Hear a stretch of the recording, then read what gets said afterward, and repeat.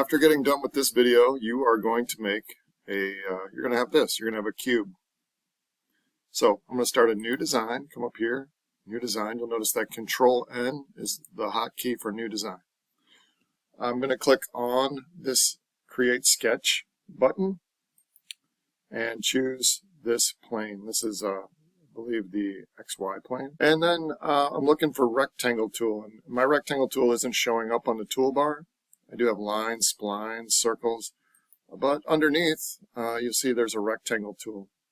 So you could choose the center point rectangle, the 3-point rectangle, or the 2-point rectangle. For this example, I'm going to choose the center point rectangle, and then I'm going to center it right onto this origin or datum. Now, I could click and then have to add dimensions after the fact. So I'll show you how to do that. You'll notice the hotkey for dimensions is D. So you could click that, or you could click just D on your keyboard. I click this line and pull it up and click. And when you do that click, it allows you to edit the dimension. So I'm going to make it 1 inch. Okay?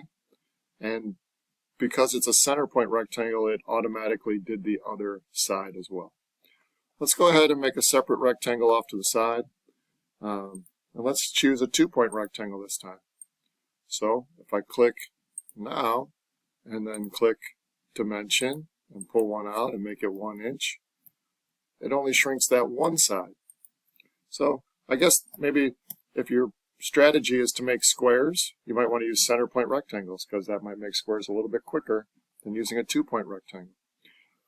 If you want to get quick, you could hit the R key on your keyboard and make rectangles. I'm going to hit the R key right now and drag open a rectangle, but not click. You'll see that I've got two dimensions just kind of floating in space. One is 2.905 inches, the other is 2.592 inches. You see those on the top of the new rectangle and to the left of it? So I'm going to go ahead and change those things. I'm going to, on my keyboard, just type 1 and hit Tab, and it jumps to the other one. Hit 1 again and hit Enter, and now I've got another 1 by 1 by 1 rectangle. Okay, but we only need one rectangle, so I'm going to just drag, highlight all three of these, and hit the Delete key on my keyboard, which incidentally is different than your backspace key, so check that out sometime. You might notice that I'm zooming in and zooming out. That's just rolling on the mouse wheel. It's pretty intuitive. But if you hold the mouse wheel in like a button, you can drag your views around. Okay. I didn't go over it in my tour, and I don't know why. Maybe I was just too excited. But you also have this view cube up here. So this is kind of cool too. I'm going to hit the Finish Sketch button and get into solid mode. And I can't really see what's going on here, so I'm going to hover here and then click the little house. This goes to Home View.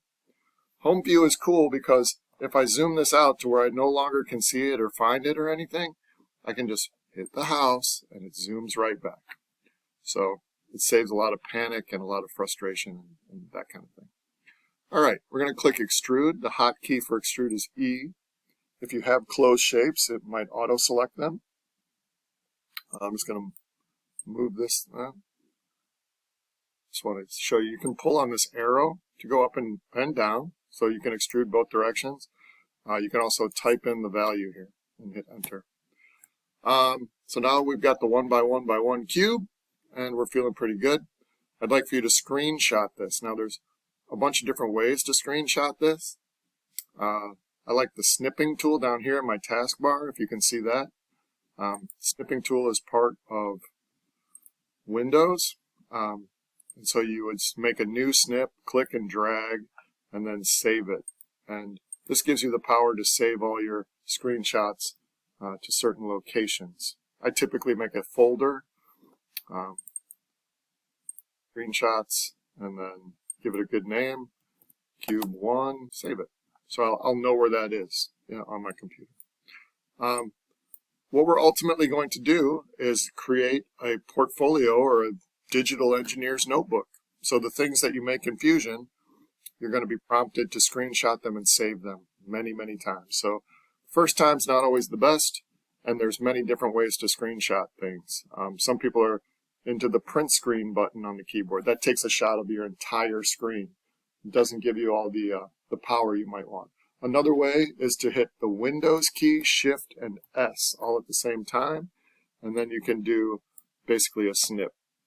This is kind of powerful because it just puts it onto a clipboard, and then you just, in a document, right-click, paste, and that one thing from the clipboard gets inserted into the document. So that might be the quickest way, but the snipping tool might be the way that gives you the most control over your reality. Okay. So I'd like for you to make a cube and screenshot it and also save it. So when you click the Save button, it's going to ask you to name it. And you can see it's got a location. It's going into my admin project. You're welcome to start making your own project folders. Thought I had more projects than this, but I'll find them someday. Anyhow, go ahead and save it to your admin project and you will be golden. We're going to mess around with this very cube in the next video.